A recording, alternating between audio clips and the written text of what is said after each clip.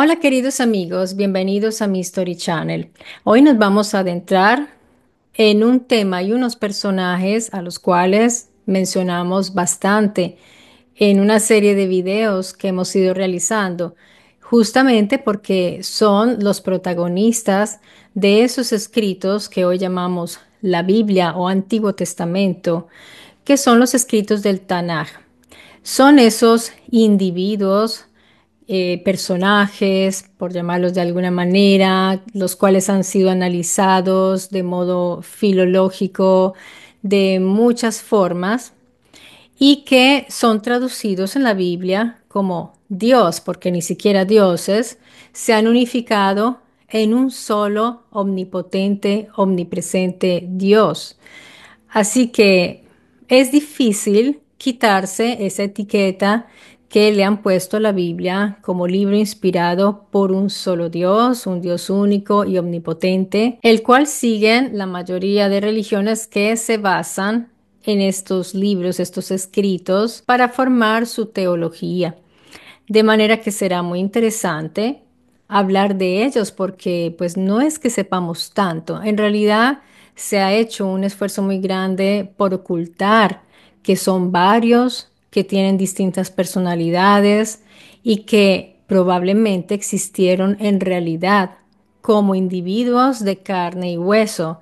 No digo hombres y mujeres porque entonces ya los estaría etiquetando como una categoría humana. ¿Por qué lo dejo abierto? Porque no sabemos cuál era la naturaleza de los llamados Elohim. Aquí en el canal ya les he puesto en relieve los antropomorfismos analizados por Mauro Viglino o por una teóloga muy famosa que también les traje aquí en el canal sus argumentos. De manera que hoy les voy a dar más detalles. Vamos a hablar de las vicisitudes y algunas anécdotas interesantes. Ellos son muchos, por lo menos hay una, más o menos 20, una cantidad de 20 que se salvaron de esa cancelación para formar lo que hoy conocemos como el monoteísmo. Así que pienso que tanto a ustedes como a mí les va a parecer esta información bastante apasionante. Y es que la Biblia, como les decía, el Tanaj nos habla de los Elohim como si fueran un solo ser, como si se tratara de Dios. Pero en realidad el Tanaj y los textos antiguos muestran que eran muchos, era una pluralidad de sujetos, como por ejemplo en Sumeria, en India y en China, donde sí se respetaron las individualidades de estos seres o de estas personas. Y había guerras, había alianzas, rivalidades entre ellos, entre estos llamados potentes o poderosos. Así que hoy vamos a conocerlos como personajes reales, como personajes concretos, tal como los han expresado los mismos autores de estos escritos, con sus virtudes, defectos y conflictos. Como son tantos, son muy numerosos, voy a concentrarme en los que más podemos ver en el Tanaj y como les digo, que se salvaron de esa cancelación. Y aquí vemos una rivalidad central de la cual se habla en el Tanaj, como lo son Yahvé y Baal. Sabemos que Yahvé era un Elohim guerrero del desierto, quizás también de la montaña. Vemos que tenía en su carácter la celosía, era celoso, exigía exclusividad de su servicio, de su culto, porque quería ser servido solo él por las personas que hacían pacto con él. Por otro lado, tenemos a Baal, que era conocido como Dios, porque sabemos que esa es la traducción que le dan, digamos, como Elohim de la tormenta y la fertilidad. Y era venerado o servido en Canaán y Fenicia. Pero ¿qué es lo que sucede? No había solo un Baal, y esto ya lo vamos a ver. Cuando pensamos en los Elohim, nosotros solemos imaginarnos figuras etéreas, invisibles, espirituales. Digo nosotros, en realidad yo no. Pero muchas personas todavía tienen ese concepto. De hecho, muchos piensan que sean seres imaginarios, que son una especie de arquetipos que los seres humanos crearon para unificar y para crear cultos y religiones. Sin embargo, los textos más antiguos los describen como personajes muy concretos y reales. Sí, poderosos, pero de carne y hueso, con virtudes, defectos y que formaban sus alianzas y tenían enemigos. Igual como un Alejandro Magno o un Atila, por ejemplo, ellos dejaron huella en la historia, de un modo u otro la dejaron y dejan una huella en la memoria colectiva, tal como estos que les acabo de mencionar, como Alejandro Magno, Atila y otros personajes importantes de la historia en cada lugar del mundo. Lo que sucedió es que más tarde muchos de ellos fueron mistificados. En el caso de los Elohim, fueron mistificados, convertidos en estatuillas de culto y fueron absorbidos en relatos religiosos. ¿Por qué sucedió esto con ellos y no con otros? Porque de ellos no hay mucho rastro. Eran unos individuos particulares que llegaron del cielo, entonces pues no eran como un Alejandro Magno y una Atila y son todavía más antiguos.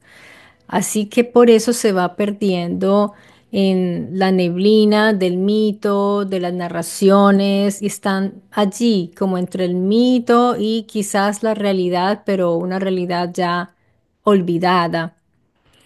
Y puede ser que existieron mucho antes de que se haya narrado su historia, seguramente. Hoy vamos entonces a recorrer y a darle una mirada más detallada de quiénes eran estos Elohim, cómo se enfrentaban entre sí y qué personalidades tenían. Así que pónganse cómodos, vean este video hasta el final y luego dejen sus comentarios. Muchísimas gracias a quienes lo hagan. En todo este tiempo de hacer videos, pienso que ya las personas que al menos siguen el canal son conscientes de que el Tanaj y las inscripciones antiguas no están hablando de un Dios único o un único Dios, entendiéndolo de un modo no teológico, sino de muchos, pero muchos Elohim. Aparecen con nombres propios. Recordemos, por ejemplo, entre otros, a Yahvé, Baal, Chemosh, Milcom, Dagón, Asherah, que es una Elohim femenina, pero no es la única de esta categoría que lo fuera. Hay muchos otros, como les decía, serán al menos 20 o más. Pero de ellos que nos queda, pues nos quedan algunas estatuillas, algunos relieves, también los mismos relatos. Y hay figuras armadas, por ejemplo, de que las llaman madres protectoras o también de híbridos marinos. Hemos visto esto en el caso de Mesopotamia, por ejemplo. Entonces tienen distintas características. Tenemos, por ejemplo, en el Tanaj el relato de Primera de Reyes 18, donde se narra un duelo en el Monte Carmelo, un lugar que existe, un lugar real. Imaginen esta escena, el sol a plomo sobre las laderas del Monte Carmelo y de un lado está Elías, el mediador, solo y desafiante. Del otro lado, más de 400 mediadores de Baal, es decir, profetas, están vestidos con sus mantos coloridos, invocando con cierta desesperación a su señor, el señor de la tormenta. La gente se había reunido como quien espera un duelo entre titanes. Había público, había personas que estaban observando este duelo entre Yahvé y Baal, que no estaban presentes físicamente. Es muy probable que estuvieran en sus lugares altos.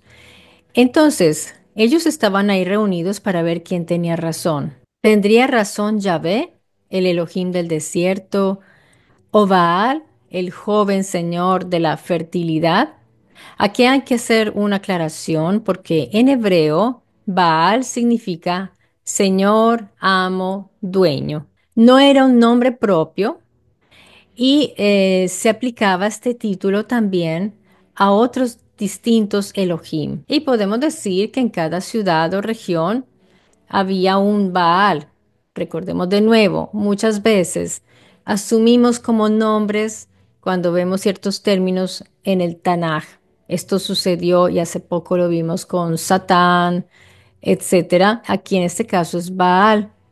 Pero se le pone, se le adjunta un epíteto, perdón, que lo distingue de los otros Baal. Por ejemplo, está Baal Hadad, que es el que se está enfrentando contra Yahvé, que era el Elohim de la tormenta. Tenía este epíteto y lo encontramos, su culto, tanto en Siria como en Fenicia.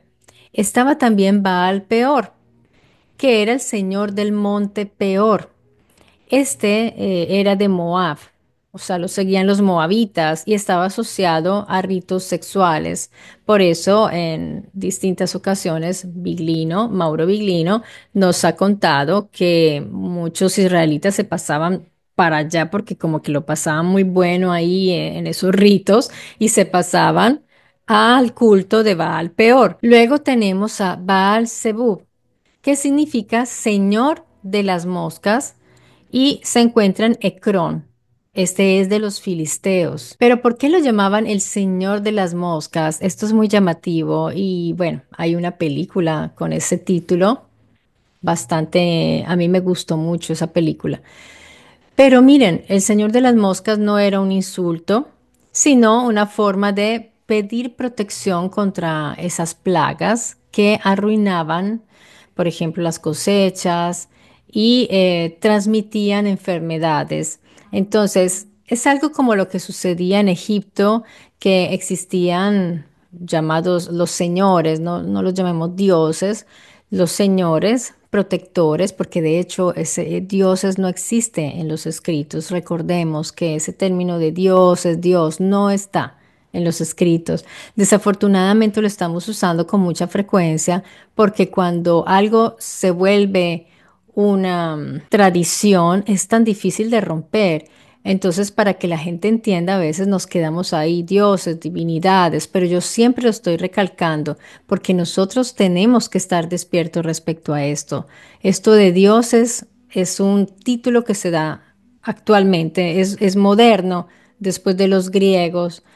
Así que eran más bien los señores protectores en Egipto y protegían también contra escorpiones, serpientes. Ellos realizaban alguna tarea que beneficiaba para limpiar esas plagas. Puede ser que tenían algo que alejaba a los escorpiones y las serpientes, puede ser. Recordemos que en el mundo antiguo los poderosos o jefes locales podían ser recordados por acciones muy concretas. Por ejemplo, está Baal Shaman o Shaman, que era el señor del cielo. Algo hizo Baal Shaman para ser recordado como el señor del cielo. Estos epítetos son como unos apodos que se usa mucho en esa época, se usaba mucho para identificar esa persona qué característica tenía o qué capacidad tenía. No sabemos en este caso por qué lo llamaban el Señor del Cielo, o lo vieron descender directamente, o se movía en el cielo, algo sucedía con el Señor del Cielo. Con el paso del tiempo, las hazañas de todos estos poderosos se cristalizaron en un culto. ¿Y qué sucedió? Pues eso se ve reflejado en las estatuillas, también los epítetos que les ponen y los templos mismos, los llamados templos, que eran sus casas, que eran sus lugares donde encontraban a los ciudadanos, a las personas que les pedían favores. Oye, ¿será que tú puedes ayudarme en mi casa? Hay una cría de escorpiones o se metieron las serpientes, por favor, colabórame con eso. Entonces están estos famosos llamados templos que en algunos lugares como en Sumeria, eran más unos centros de logística y de administración, de donde salía el poder para coordinar todo. En este caso, en Egipto, pues se encontraban con estos señores y se rendían también, se hacían rituales, ellos son muy adeptos, eran muy adeptos a a los rituales. Entonces, por ejemplo, en Egipto existía la señora Serket, llamada diosa, protectora contra escorpiones, como les decía. Pudo haber sido en origen quizás una mujer que tenía un conocimiento o era una sanadora y que ayudaba contra las picaduras de estos animales o sabía alejarlos. En Mesopotamia tenemos a Gula, que era la señora de la curación, representada con unos perros. Quizás pertenecía a un linaje Anunnaki o híbrido de curanderas que después fueron mistificadas. Me hago yo esa pregunta.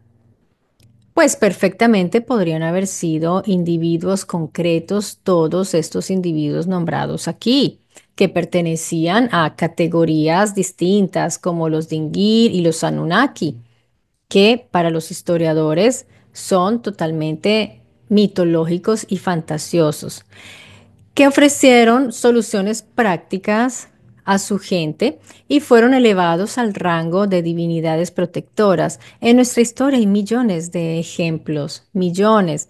Tenemos epítetos como el mal llamado libertador, por ejemplo, en mi región. Tenemos muchos epítetos. Está el conquistador, está el libertador, de distintos héroes humanos de los cuales tenemos todas las pruebas de su existencia. Pero entre más nos vamos hacia atrás, menos pruebas de existencia hay. Entonces esos ya son mitológicos y esos no son reales. Y esos escribas mentían, inventaban mentiritas. Los de hoy son historiadores y los de antes son mitologizadores.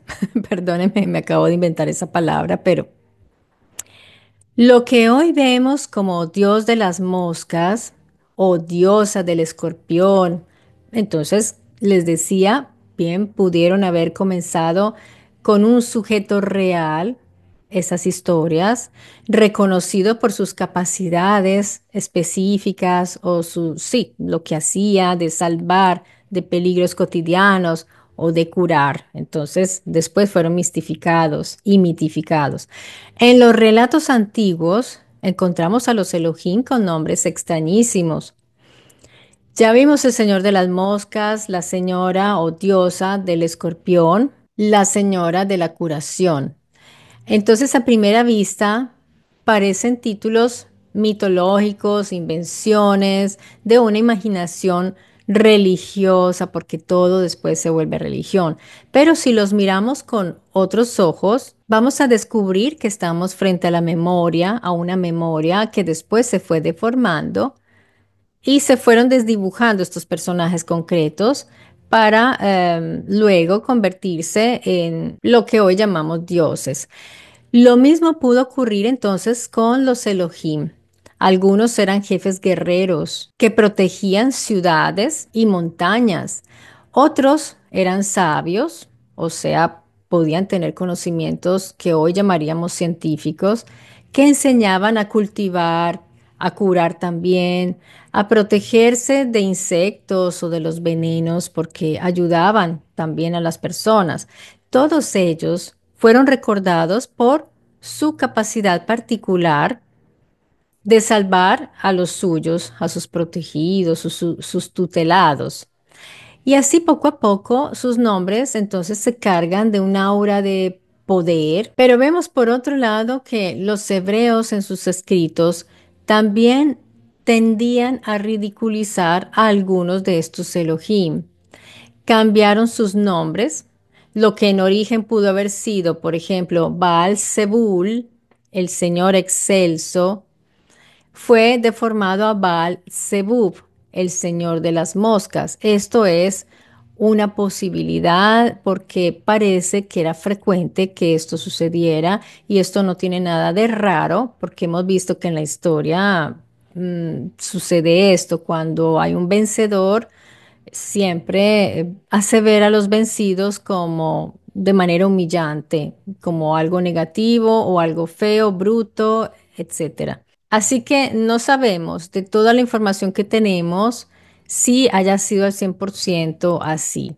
Desafortunadamente puede haber, lo he dicho aquí, como lo dice Mauro Viglino, en el Tanaj hay exageraciones, hay manipulaciones, eso es totalmente cierto.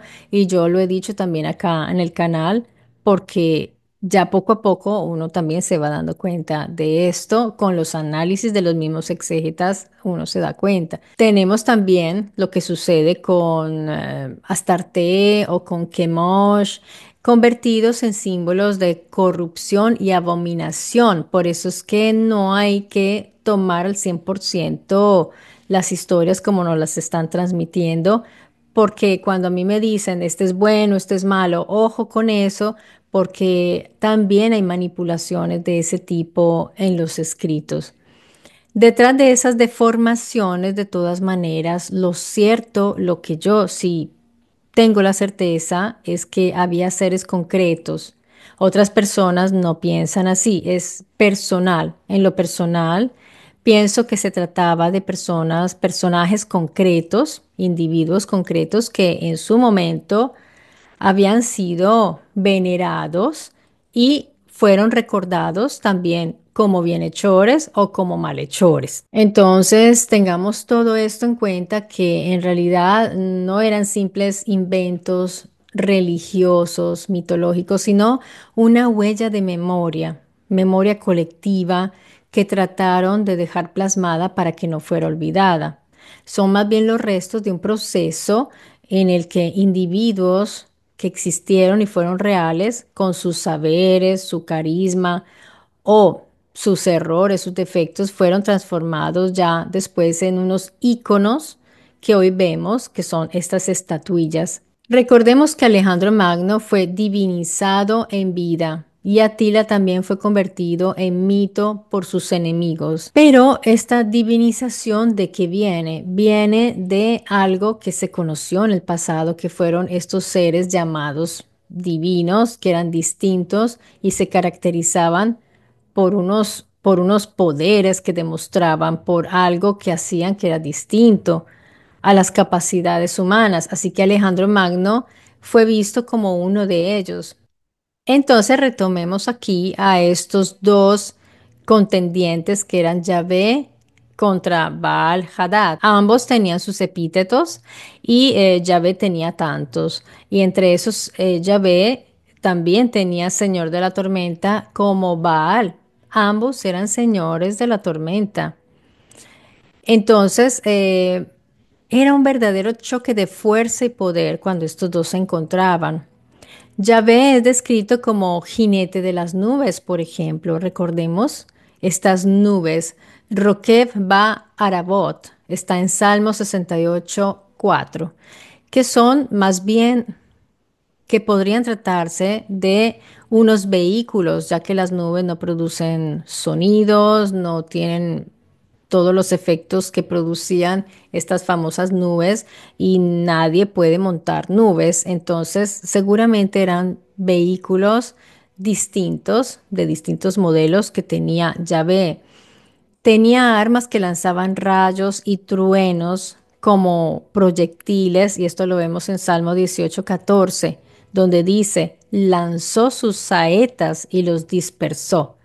Entonces, aquí vemos algunas demostraciones de estas armas que tenía Yahvé probablemente. Algunos investigadores de arqueología llamada alternativa, o mejor, yo digo independiente, como Zecharia Sitchin, Eric von Daniken, ellos propusieron desde hace muchos años que esos rayos no eran fenómenos naturales, sino armas de energía dirigida. El lenguaje de saetas de fuego, relámpagos que caen del cielo y la gloria ardiente podrían responder más bien a un arma de plasma o de láser, la cual fue vista por testigos. Entonces, estos antiguos lo describían de esta manera. Pero hoy día Ya existen armas modernas que tienen estas características. Si las viera un antiguo, ¿qué pensaría? Pensaría que se trata de truenos, rayos y fuego del cielo.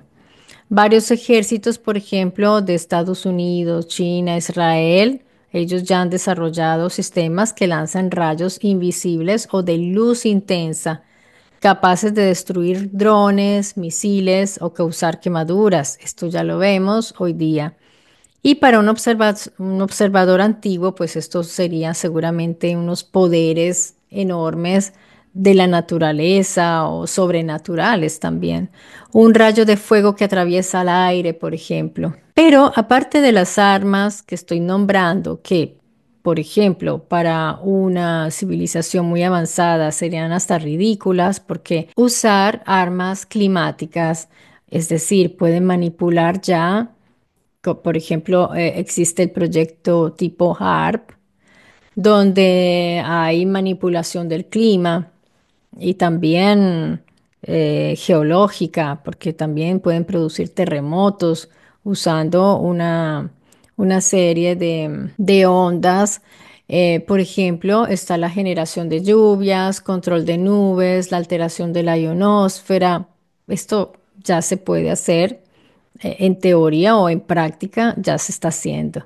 Si alguien lograra desencadenar tormentas o rayos artificialmente, sería exactamente igual a lo que están describiendo aquí en esas batallas de Yahvé contra Baal. Y por esto Yahvé era considerado el dueño de los fenómenos atmosféricos. Pero no solo Yahvé, había otros también. En Lil, por ejemplo, y Baal tenían esos poderes de manejar, manipular probablemente los fenómenos naturales o tenían armas que producían estos efectos. Recordemos también que Yahvé tenía el Kabod, el que han traducido como gloria, que a veces se describe como una luz cegadora, un calor abrasador, con efectos que recuerdan mucho a radiación o descargas energéticas.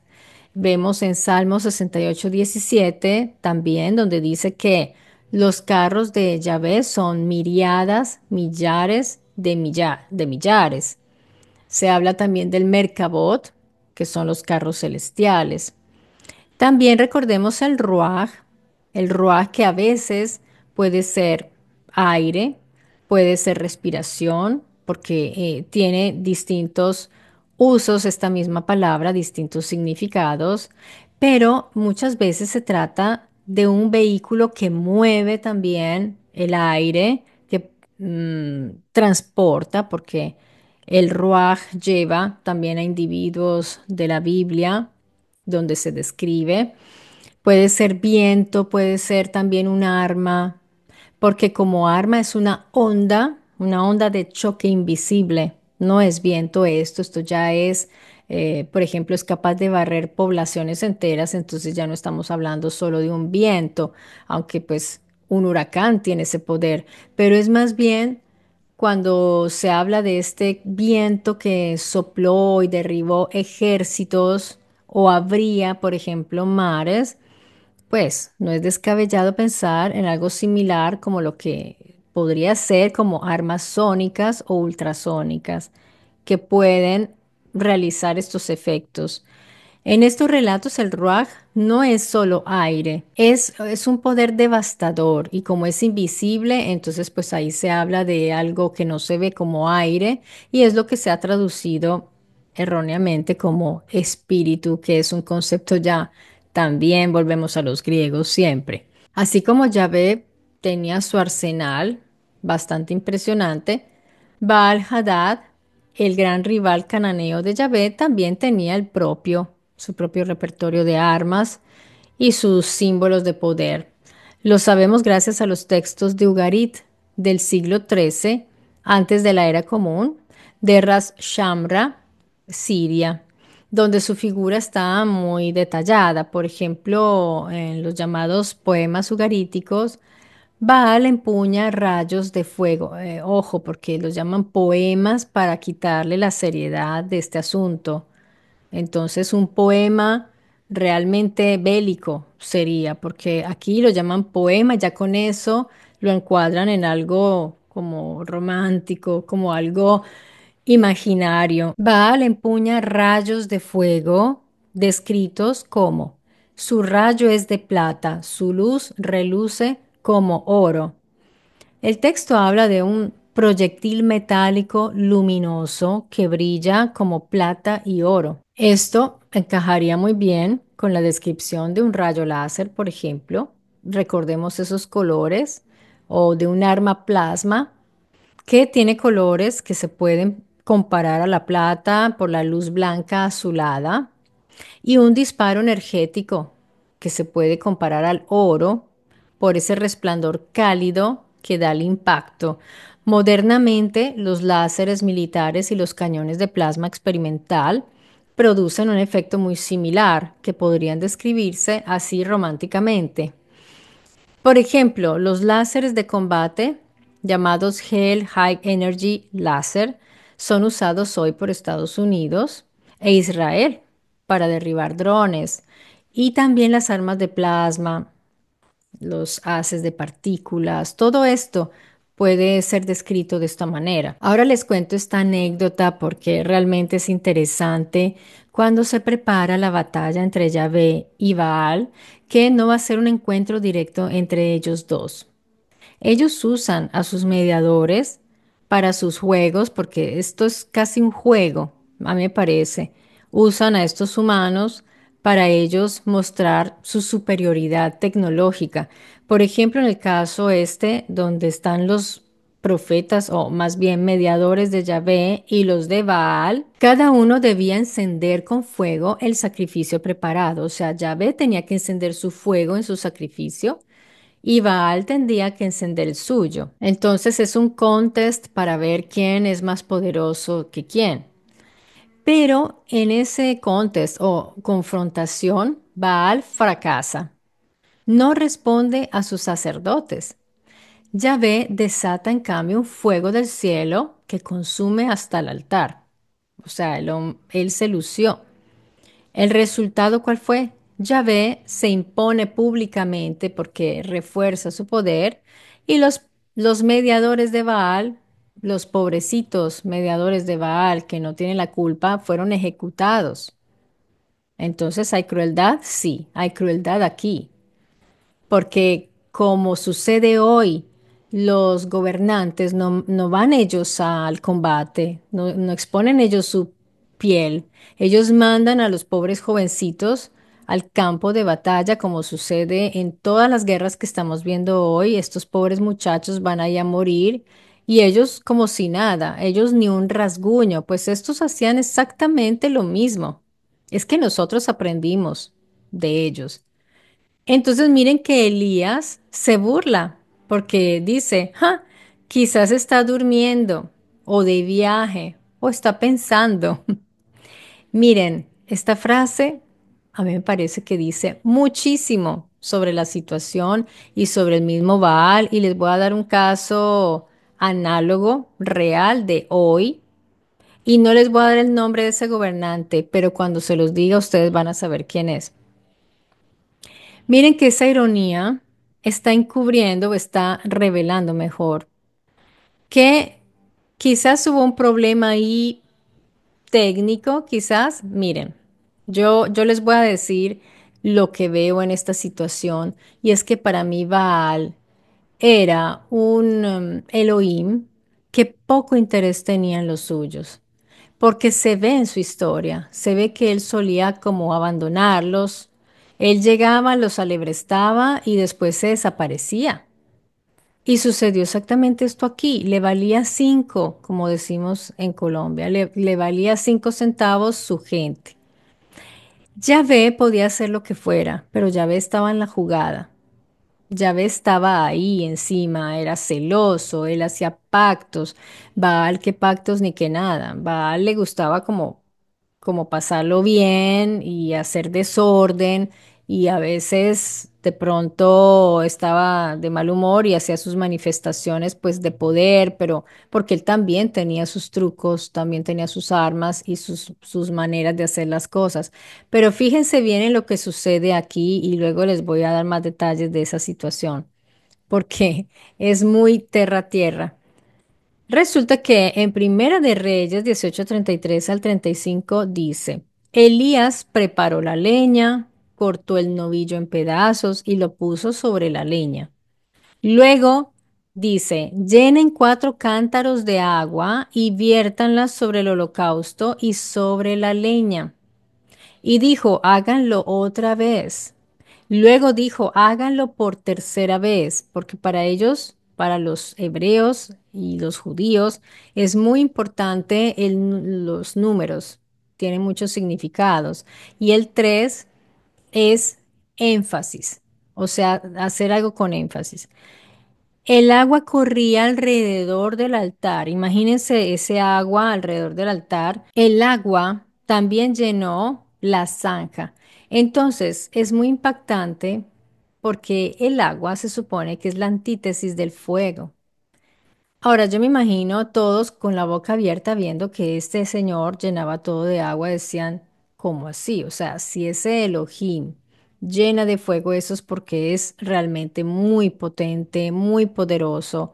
Estaban todos a la expectativa porque dijeron, está llenando de agua, que es lo contrario al fuego. Pudo haber habido un sabotaje ahí, yo pienso que ahí pasó algo interesante.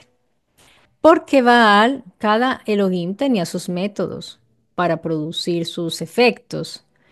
Y es probable, yo diría que Baal se ausentó, le importó 5 estar ahí y abandonó a sus mediadores y permitió que sucediera lo que permitió.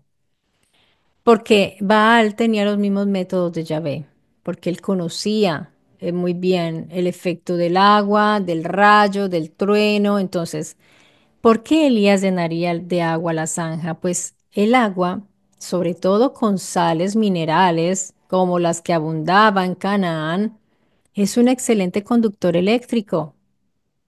O sea, es en un sistema que dependiera de descargas eléctricas naturales o artificiales, el agua amplifica el efecto de una chispa o descarga. Fíjense bien, permite que la energía se extienda con rapidez. Ustedes miren la gente que está en una piscina, que es lo primero que le dicen cuando hay truenos, mijitos, sálganse ya de la piscina porque si no quedan como pollos asados. Asegura que el sacrificio y todo el altar queden electrificados. Elías sabía, Elías era un especialista. No era cualquiera. Elías era lo que llamamos hoy sacerdote, o sea, un especialista, un cohen, uno que sabía lo que estaba haciendo. Él satura el altar con agua, lo convierte en un circuito preparado, así que una descarga eléctrica por un rayo que sea como un rayo natural, invocado por un mecanismo de Yahvé, él sí estaba ahí en la jugada, cae y eso inmediatamente es un circuito y ahí está el fuego que se produjo. Yo me imagino las caras de los pobrecitos mediadores de Baal. Ahora bien, Baal los abandonó. Baal le importó 5 sus mediadores. Y esto miren que sucede hoy. Yo conozco un líder, entre comillas, de un país sudamericano que mientras su país está en guerra interna, él se va por el mundo a viajar. Ya muchos saben quién es. Yo conozco un líder que no le importa lo que sucede con los suyos y más bien se salva la pelacha, la piel, cuando hay problemas, chao. ¿Qué dijo Elías para burlarse? Dijo, de pronto está durmiendo, de pronto está de viaje. Este líder del cual les estoy hablando falta a un importante compromiso una vez y ¿saben cuál fue su respuesta? No me despertaron. Nadie me despertó. Aquí está. Este líder del cual les estoy hablando, el alter ego de este líder es Baal. Igualito, igualito. Miren lo que dijo Elías, quizás está dormido, de viaje o pensando, es que me parece verlo, con el lapicito. ¿M? Ese llamado líder, que no es un líder, lo tiene como fama de pensar, de ser un gran pensador. Él se cree un gran pensador, un filósofo. Miren, aquí está. tal cual. ¿Por qué hago esta comparación? Que yo sé que muchos se van a desinscribir porque hay muchos que siguen a ese mal llamado líder y se enojan cuando hablo de él y ya saben quién es, porque es el único que duerme hasta tarde, no trabaja, no hace nada. Es un Elohim Baal, un vago, un vago. Yahvé era, como les decía, celoso de su culto, pedía exclusividad, era un militar y él tiene su alter ego que es Netanyahu, que es uno que no le importa arrasar si tiene que arrasar. ¿M? Que es uno que hace sus pactos y va y lo hace, y va contra sus enemigos. Y puede que lo admiren, puede que lo odien, pero igual lo hace. Entonces, miren los parecidos. Los Elohim eran, digamos, nosotros somos como ellos. Somos muy parecidos. Y miren, dicen que son seres mitológicos, pero los humanos hacen exactamente lo mismo. Y aquí Elías él preparó muy bien, con conocimiento, para que eso tuviera éxito, eso que iban a hacer delante de todos. Yo no sé si Yahvé usó un medio natural, un arma natural lanzando ese trueno, o usó un arma artificial. Y quizás Baal estaba durmiendo, quizás era verdad, no estaba ahí, estaba de viaje, miren. O sea, Elías estaba diciendo la verdad. Quizás esté dormido, de viaje o pensando. Entonces, dijo la verdad, porque si se hubiera referido a ese presidente de Sudamérica del cual les estoy hablando, la gente hubiera dicho, sí, de hecho puede estar dormido porque no lo despertaron, puede estar de viaje porque le encanta viajar cuando hay problemas internos para escapar, o puede estar pensando, o si hubiera sido hoy, hubiera dicho Elías, quizás está escribiendo un post para X, o sea, ya saben quién es, ¿no? Tal cual, a mí me parece igualito. Dentro de los Elohim hay unos que son flojos, perezosos, otros que son violentos, activos y otros que son también que benefician, no son, benefician a las personas, como por ejemplo, saben cómo alejar ciertas plagas, saben cómo curar, saben, miren, hay una variedad de Elohim impresionantes y no nos damos cuenta porque en realidad nos lo están velando mucho para que no los podamos identificar. Sobre todo no vayamos a pensar que pudieron haber existido. Entonces los dejan así como en esa niebla del mito. Y esa intuición que tuve respecto a Baal, de que quizás no le importaba su pueblo y se ausentó realmente, no le importó, permitió que sucediera lo que sucedió, pues esa intuición mía fue confirmada en la medida de que pude verificar que en los textos de Ugarit Baal es poderoso, pero inconstante. Vean, esa era una característica de Baal, era inconstante. Después de vencer, por ejemplo, a Jam, construye su palacio, pero termina descuidado y vulnerable al final. No era constante, no era pilo, no estaba ahí en la jugada, al punto de que fue vencido por Mot, la muerte. No se muestra como un protector fiel, constante, sino como alguien que busca más bien su propio prestigio, igualito a quien les mencioné. Sin decir el nombre, ya saben quién es. En relatos, Baal daba lluvias, ayudaba con la fertilidad, y miren que esto de los dioses, entre comillas, de la fertilidad, pues en la Biblia constantemente vemos a mujeres que son inseminadas, que son estériles y que las hacen ser fértiles, pues si eso no es fertilidad, ellos hacían todas estas manipulaciones, pero a veces se ocultaba. Puede ser que era inseguro o no le interesaba mucho. Entonces ahí era cuando los suyos eran derrotados, los dejaba botados. Como ese presidente en Sudamérica que falta a las reuniones más importantes cuando no llega, se ausenta, llega tarde, es igualito. Entonces allí, por ejemplo, en esos lugares la gente dependía, por eso no hay que depender de los líderes, porque vean que llegaban las sequías. Cuando uno siempre está mirando al cielo y está diciendo, ay, Dios, salva a Colombia, Dios mío, ¿cuándo es que vas a salvarnos? Miren. Realmente yo diría que hay que ya empezar a actuar, hay que empezar a actuar, porque en ese tiempo estaban los Elohim, pero hoy tenemos a unos deficientes que acaban realmente con nuestros países, con nuestra gente, con nuestros recursos. Y si nosotros estamos mirando al cielo y orando, no va a llegar la ayuda, queridos amigos. Tenemos que actuar, tenemos que actuar. Tenemos que empezar a a dar nuestro voto con conciencia y con responsabilidad. Aparte de que ver cómo podemos ayudarnos entre nosotros para mejorar también como sociedad. Desde lo pequeñito de cada uno tenemos que poner un granito de arena porque yo veo que en la antigüedad los pueblos eran muy dependientes porque realmente la diferencia tecnológica era grande e importante. Es como si hoy llegan nuevamente, regresan, como es muy probable que suceda. Es que yo les he dicho que ellos siguen viniendo, pero que lo hicieran abiertamente entonces, cuando uno ve la tecnología que tienen ellos, pues realmente nos volvemos totalmente sumisos, pues por un lado por temor, pero si ellos nos demuestran y nos dicen, no, no, pues yo no voy a acabar con todos si ustedes se portan bien, entonces empiezan a hacer alianzas.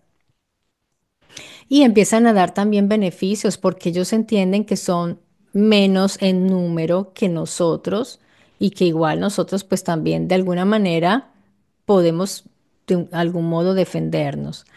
Son situaciones que no son nada fantasiosas. A mí me parecen situaciones muy reales.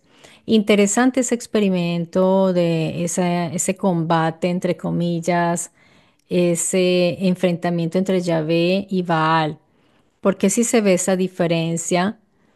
Y yo diría que hoy, en esa guerra que hay, pues ese combate que está teniendo Israel, que está llevando a cabo, yo veo muchas similitudes con Yahvé, el militar, Milhamah, porque realmente se ve que es como irrefrenable, él va ahí, a pesar de que hay muchos que no están de acuerdo.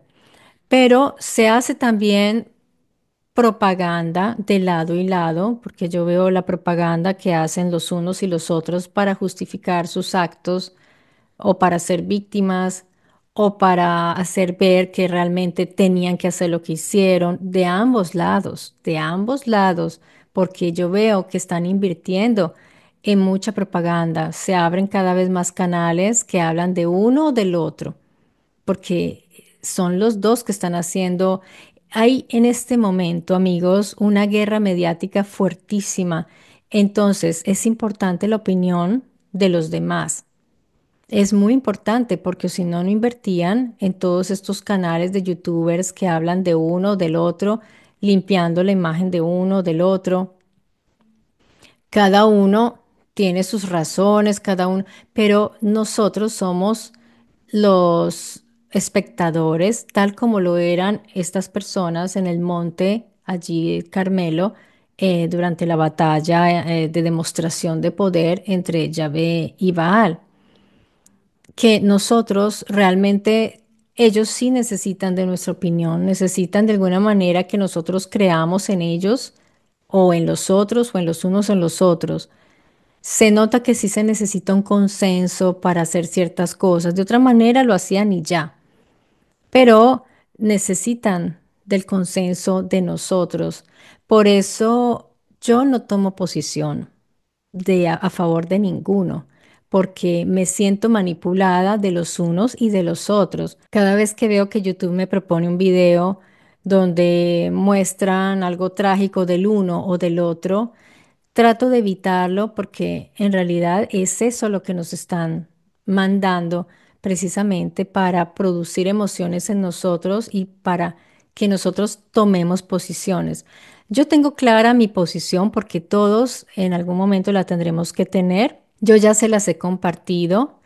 Yo no tomo parte a favor ni en contra de ninguno, pero sí sé que me identifico más con una cultura porque digamos que promueve más los valores que comparto yo, que promueve más una libertad también de pensamiento, de expresión, porque es así.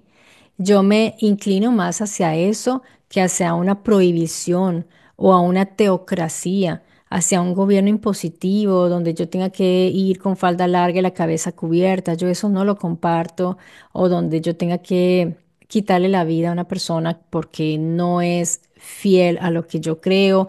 Ese tipo de cosas no las comparto. Entonces, a pesar de que ambos abusan el uno del otro, si tuviera que tomar parte, digamos, para defender los valores que yo tengo como individuo, como ciudadana, como persona, tomaría parte de eso porque realmente estamos sufriendo una, como les digo, una guerra muy fuerte mediática, pero también una invasión por parte de unas ideologías que están destruyendo los valores de la familia, los valores humanos, los valores también de la libertad de expresión, y todos tenemos que oponernos a eso. No importa cuál sea la religión o la nación, ahí sí no debería importar eso.